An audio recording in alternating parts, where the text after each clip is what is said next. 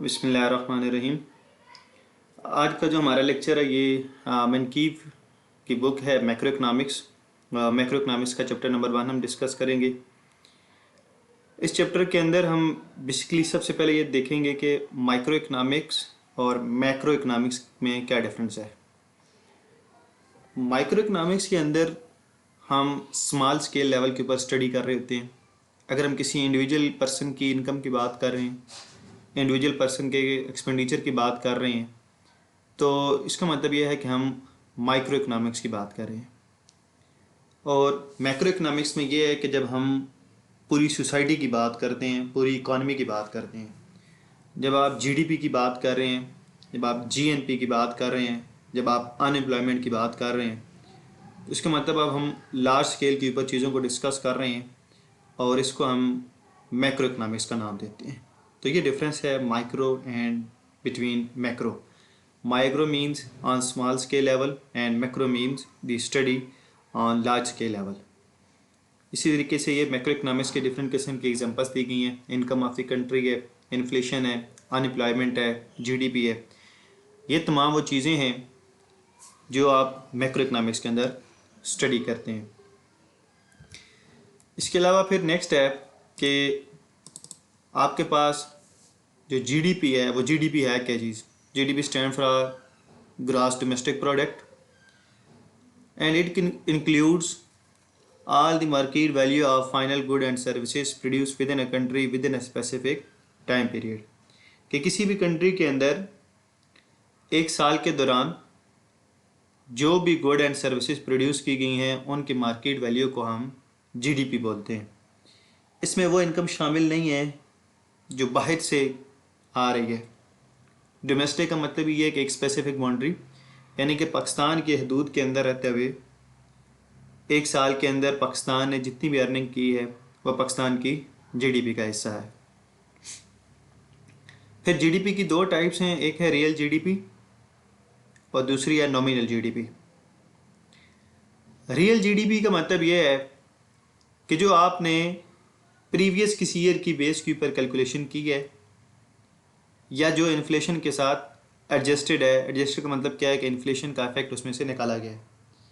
यानी कि अगर हम 2019 की जो हमने प्रोडक्शन की है, जितनी भी गुड्स प्रोड्यूस की हैं, अगर उस प्रोडक्शन को हम उस इनकम को मेजर करना चाहते हैं उस प्राइस के साथ जो 2010 में थी, तो ये हम जीडीपी कैलकुलेट कर रहे हैं रियल। ठीक है, मतलब 2019 के अंदर हम लोगों ने 100 लैपटॉप प्रोड्यूस किए और उस प्राइस को हम देख रहे हैं जो 2010 में थी। 2010 में लैपटॉप की प्राइस 30,000 थी और हम इस वक्त 2019 में जो 100 हमने लैपटॉप बनाए हैं उस टोटल इनकम को हम मेजर कर रहे हैं 2010 की प्राइसेस के साथ। तो ये आप एक पुराना या बेस ये ले रहे हैं, तो इस तरह आपके पास जो जीडीपी आती है वो रियल जीडीपी आती है। नॉमिनल जीडीपी ये है कि जो आप करंट ईयर की प्राइसेस के ऊपर जो चीज़ें मेजर कर रहे हैं उसको बोलते हैं नॉमिनल जीडीपी। मसलन कि 2019 के अंदर जितनी प्रोडक्शन हुई, आपने 100 लैपटॉप प्रोड्यूस किए और 100 लैपटॉप की प्राइस जो 2019 के अंदर है उसी प्राइस के ऊपर आप जीडीपी कैलकुलेट कर रहे हैं, तो ये आपके पास नॉमिनल जीडीपी है। तो ये मेजर डिफरेंस है कि real GDP is calculated on the basis of some previous year और base year, while nominal GDP is calculated on the basis of current year prices। इसके बाद नेक्स्ट टॉपिक जो है वो इन्फ्लेशन है। ये बेसिकली एग्जांपल्स हम पढ़ रहे हैं जीडीपी के अंदर जो आती हैं, जो मैक्रो इकनॉमिक्स की जो एग्जांपल है उनको हम स्टडी कर रहे हैं। इन्फ्लेशन का बेसिकली जो एक जनरल पर्सपेक्टिव और एक आम डेफिनेशन ली जाती है वो ये है कि general increase in the price level. जब चीज़ों की कीमतें कंटिन्यूसली बढ़ना शुरू हो जाएँ 10%, 15%, 20%, तो इसे हम कहते हैं कि ये इन्फ्लेशन है। और इससे होता गया है कि इससे जो आपकी परचेजिंग पावर है वो कम होती है, और यानी कि हम दूसरे लफ्ज़ों में ये भी कह सकते हैं जो पैसे की वैल्यू वो कम होती चली जाती है। जहाँ पहले आप 100 रुपये से कुछ चीज़ परचेज़ कर रहे थे, तो अब सेम वही चीज़ आपको परचेज़ करने के लिए 100 रुपीज़ से ज़्यादा चाहिए, 150 चाहिए, 200 चाहिए। इसके बाद है नेक्स्ट अनएम्प्लॉयमेंट रेट है। अनएम्प्लॉयमेंट रेट का मतलब ये है कि आपकी लेबर फोर्स का वो हिस्सा जो अनएम्प्लॉयड है, ठीक है, लेबर फोर्स का वो हिस्सा जो अनएम्प्लॉयड है उसको हम बोलते हैं अनएम्प्लॉयमेंट रेट। अब सबसे पहले हमने देखना है कि लेबर फोर्स के अंदर कौन से लोग आते हैं। जो आम एक डेफिनेशन ली जाती है वो ये ली जाती है कि जो 15 ईयर से अबव हों और 50 ईयर से लेस हों, या नॉर्मली 60 ईयर्स हम कहते हैं, 60 ईयर से लेस एंड 15 ईयर से अबव हों, वो हमारी लेबर फोर्स का हिस्सा है। अब इस रेंज के अंदर जो लोग विलिंग हैं जॉब करने के लिए और वो एबल थे और उनको जॉब नहीं मिली तो वो अनएम्प्लॉयड कहलाते हैं। तो लेबर फोर्स का वो हिस्सा जो जॉबलेस हैं उसको हम बोलते हैं वो आपकी अनएम्प्लॉयमेंट रेट है। फिर इसी तरह इस चैप्टर के अंदर नेक्स्ट हम डिस्कस करेंगे economic model. Basically economic model क्या होते हैं? इकोनॉमिक मॉडल एक एब्स्ट्रैक्ट फॉर्म होते हैं या सिंप्लीफाइड वर्जन होते हैं, जो एक पूरी थ्योरी, जो एक लंबी चौड़ी बात होती है उसको एक हम आसान से लफ्ज़ों में बयान कर देते हैं।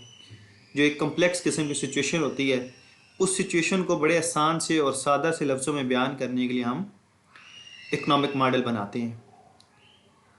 अब इकोनॉमिक मॉडल के अंदर दो तरह के वेरिएबल्स होते हैं, एक को हम बोलते हैं एक्सोजेनस वेरिएबल और दूसरे हमारे पास होते हैं एंडोजेनस वेरिएबल।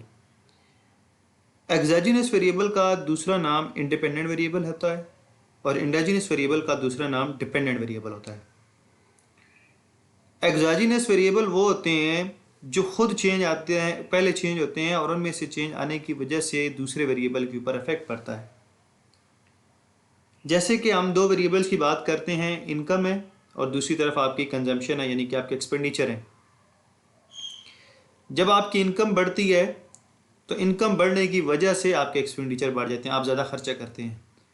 तो इन दो वेरिएबल्स में, इनकम और कंजम्पशन में, जो इनकम है वो एक्सोजेनस वेरिएबल है क्योंकि उसमें पहले चेंज आया, और जो कंजम्पशन है या एक्सपेंडिचर है वो आपके एंडोजेनस वेरिएबल हैं क्योंकि उसमें बाद में चेंज आया।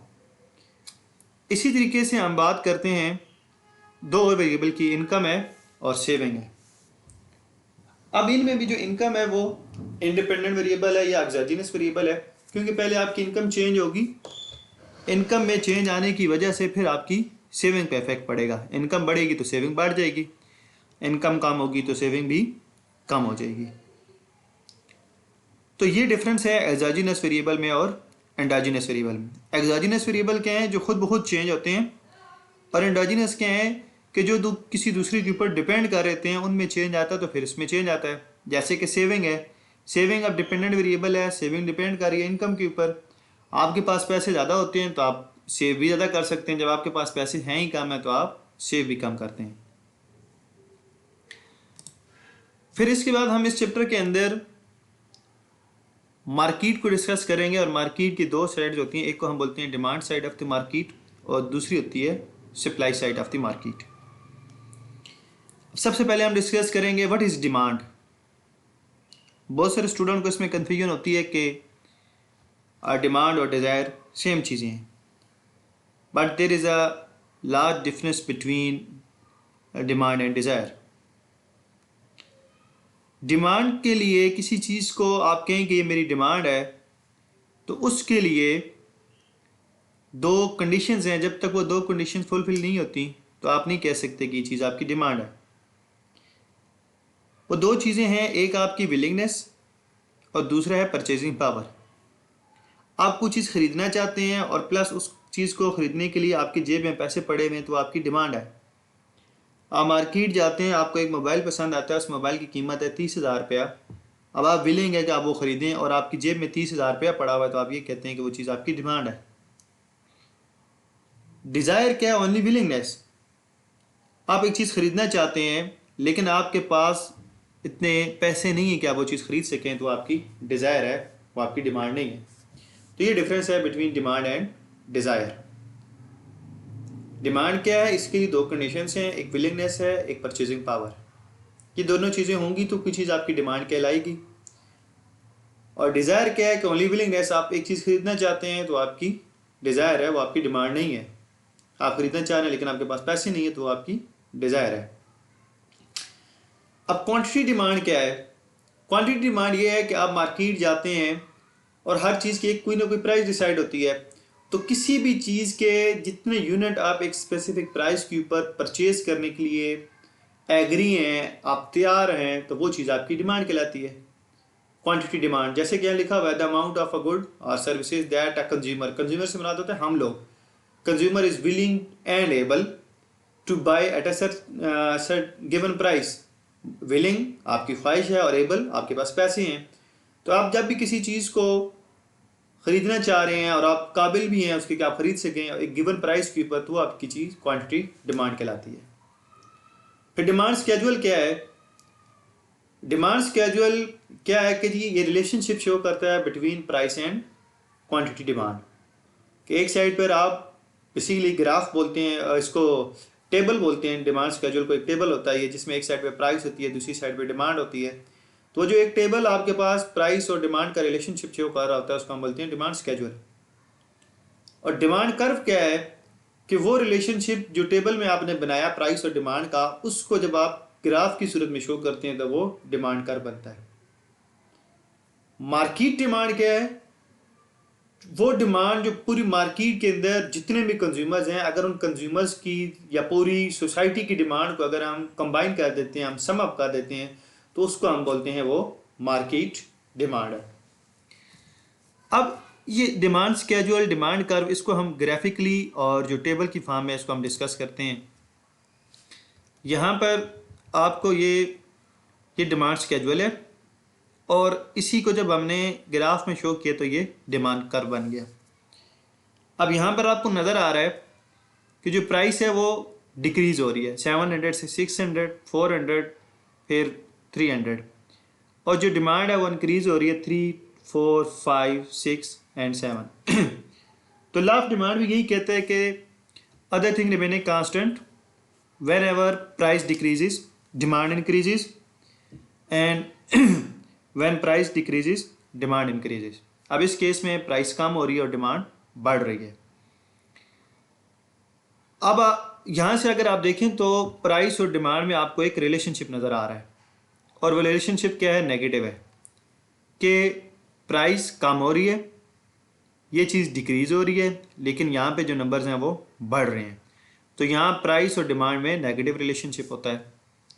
आप इसको अपोजिट भी देख सकते हैं कि यहाँ से अगर आप देखें जैसे जैसे प्राइस बढ़ रही है 300 से 400, 5, 6, 7, अगर आप इसको यहाँ ऐसे देखें, इसी तरीके से इसके अगेंस्ट फिर जो डिमांड है वो कम हो रही है। प्राइस बढ़ रही है तो डिमांड कम हो रही है, या प्राइस कम हो रही है तो डिमांड बढ़ रही है। अब हम इन्हीं वैल्यूज़ को ग्राफ में शो करेंगे और हमारे पास डिमांड कर्व बन जाएगा।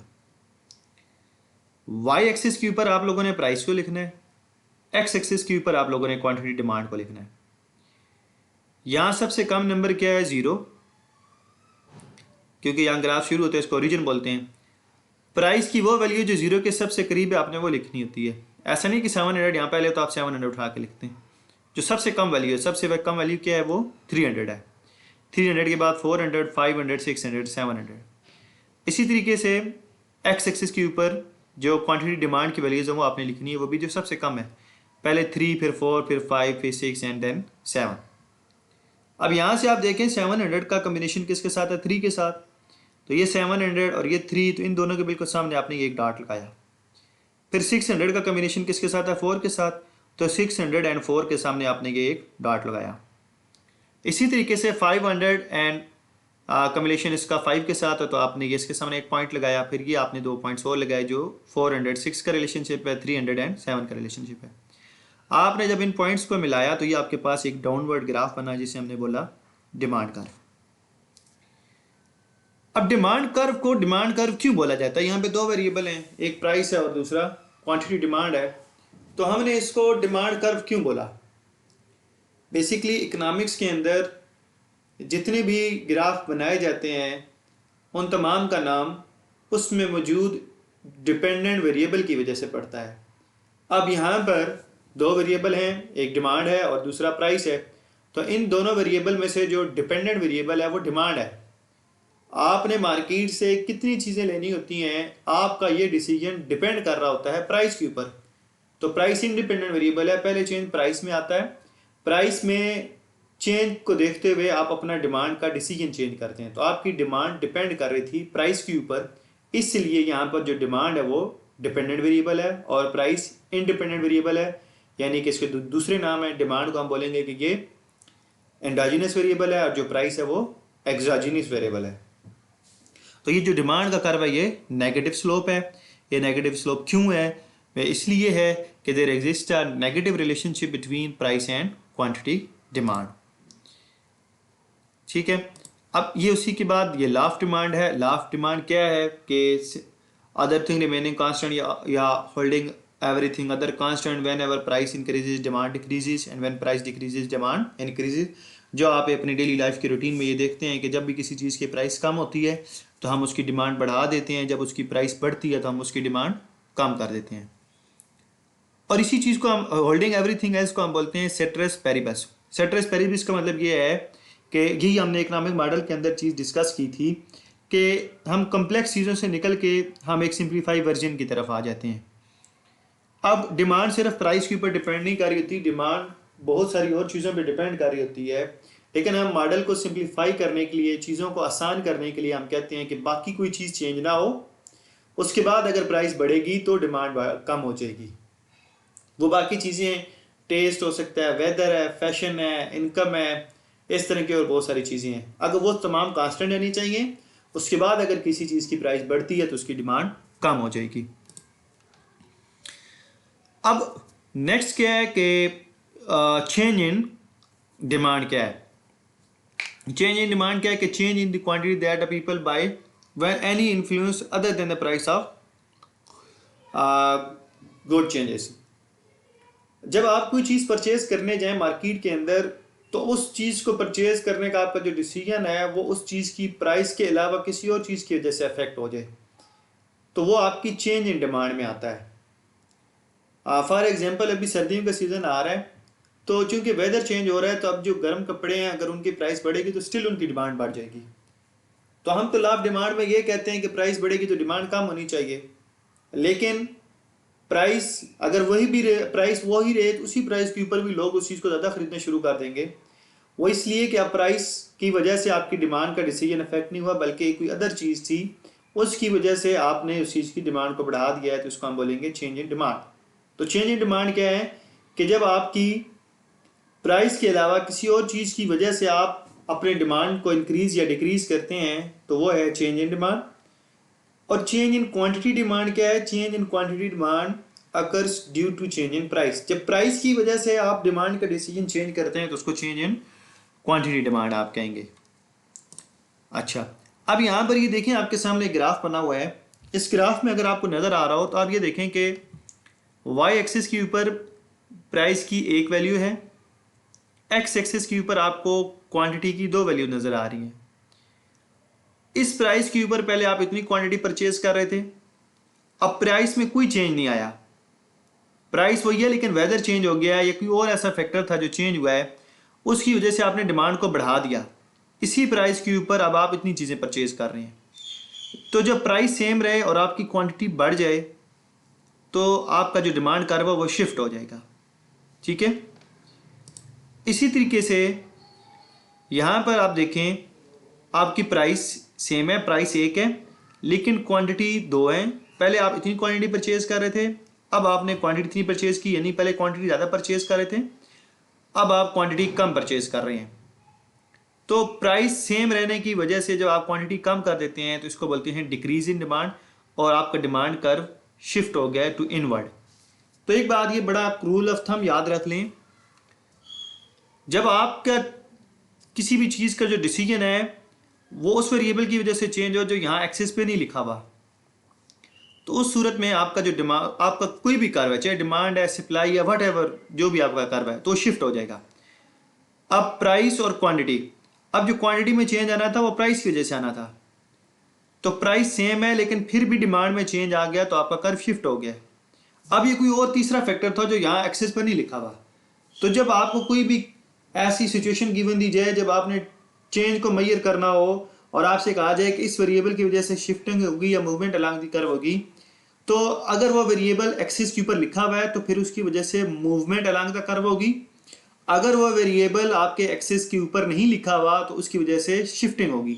अब अगर हम इनकम की बात कर रहे हैं, या हम टेस्ट की बात कर रहे हैं, या हम फैशन की बात कर रहे हैं, या हम वेदर या पॉपुलेशन के बढ़ने की बात कर रहे हैं, तो ये ऐसे वेरिएबल हैं जो आप देखें एक्सेस के ऊपर नहीं लिखा हुआ।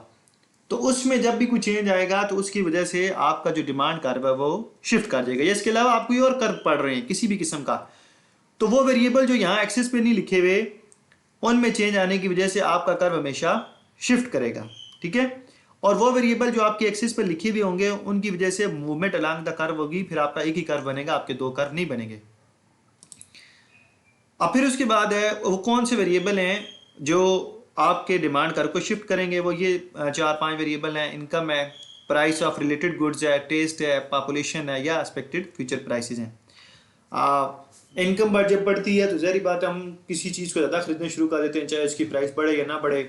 अब प्राइस ऑफ रिलेटेड गुड क्या है कि अगर उसकी अल्टरनेटिव जो गुड है अगर उसकी प्राइस में चेंज आता है, जैसे कि हम पेट्रोल और सीएनजी की बात करते हैं, अगर पेट्रोल की प्राइस बढ़ती है तो अस्सी पेट्रोल है तो सीएनजी की अगर प्राइस कम होती है तो हम पेट्रोल को छोड़ के सीएनजी की डिमांड को बढ़ा देते हैं, तो उसकी वजह से भी इसकी डिमांड क्या हो गई है, कम हो गई है।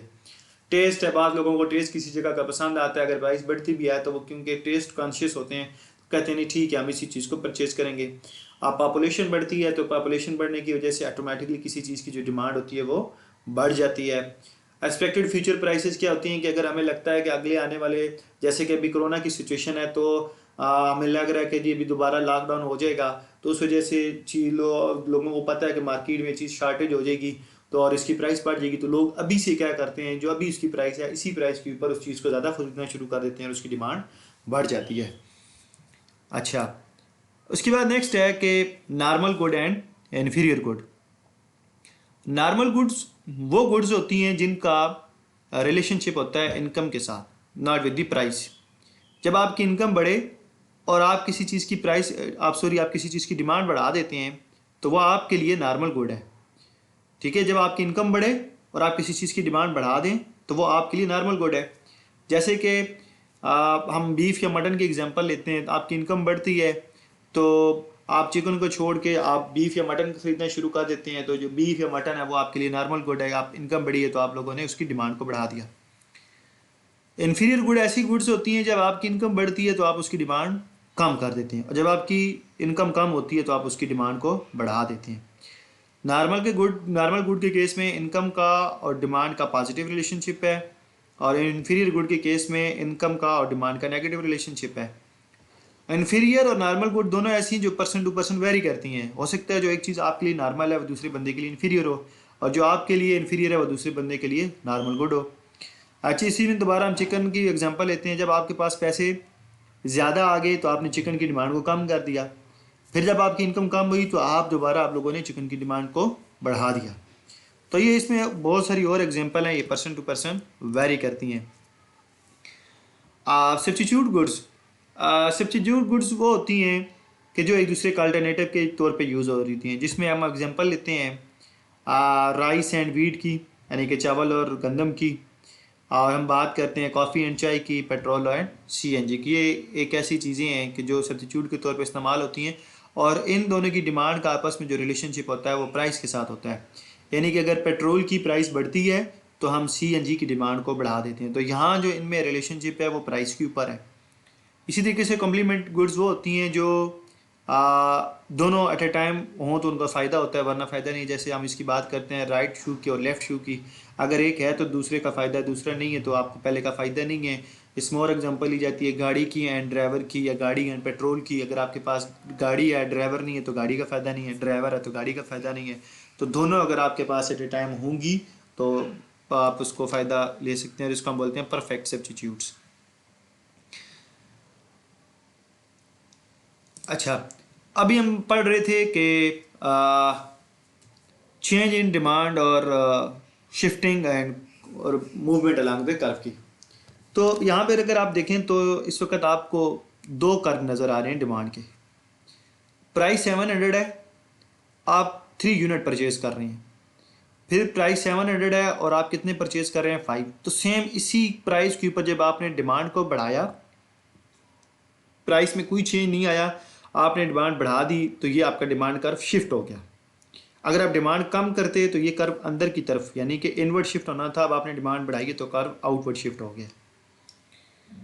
अब अगर प्राइस 700 से कम होकर 600 होती है, अब प्राइस में चेंज आया, प्राइस 700 से कम होकर 600 पे हुई, इस प्राइस के कम होने की वजह से आपने डिमांड को बढ़ा दिया, आप डिमांड 3 से 4 पे लेके, अब प्राइस में भी चेंज आया है और डिमांड में भी चेंज आया है, तो आप पॉइंट ए से पॉइंट बी की तरफ आए हैं, तो इसको बोलते हैं मूवमेंट अलोंग दी कर्व। जब आप सेम डिमांड कर्व के ऊपर अपवर्ड या ऊपर एक ए से बी की तरफ जा रहे हैं, बी से ए की तरफ जा रहे हैं, तो इसको हम बोलते हैं मूवमेंट अलोंग द कर्व। और जब आप एक कर्व से दूसरे कर्व के ऊपर शिफ्ट कर रहे हैं तो इसको बोलते हैं shifting of the curve. Shifting क्यों आई थी? क्योंकि प्राइस सेम थी, इसी सेम प्राइस के ऊपर आपने डिमांड को बढ़ा दिया था, वो कुछ भी फैक्टर रोज़ादर फैक्टर्स थे उनकी वजह से आपने डिमांड को बढ़ा दिया, तो इसको बोलते हैं शिफ्टिंग। और जब आपकी प्राइस कम हुई, प्राइस कम होने की वजह से जब आपने डिमांड को बढ़ाया तो इसको बोलते हैं मूवमेंट अलोंग द कर्व, और इसको हम बोलते हैं एक्सटेंशन इन डिमांड। आपकी डिमांड बढ़ गई तो इसको बोलते हैं एक्सटेंशन इन डिमांड। तो ये बड़े याद रखने वाले बड़े इंपॉर्टेंट टॉपिक्स हैं कि मूवमेंट अलोंग द कर्व तब होती है जब आपके वो वेरिएबल्स जो दोनों एक्सेस पे मौजूद हों उसमें कोई चेंज आए तो वो मूवमेंट अलोंग द कर्व होती है, और वो फैक्टर जो आपके एक्सेस पे मौजूद ना हो उसमें अगर कोई चेंज आए तो वो शिफ्टिंग कहलाती है। तो ये यहाँ तक हमारा जो मार्केट का पहला पूरा एक साइड थी जिसको हमने कहा था कि demand side of the market है। तो ये आपके इस चैप्टर का जो फर्स्ट एक आप कह सकते हैं कि हाफ पार्ट यहाँ तक कंप्लीट है। तो नेक्स्ट लेक्चर में हम इंशाल्लाह ताला इसी का जो दूसरा पार्ट है जो सप्लाई साइड है उसको हम वहाँ से स्टार्ट करेंगे।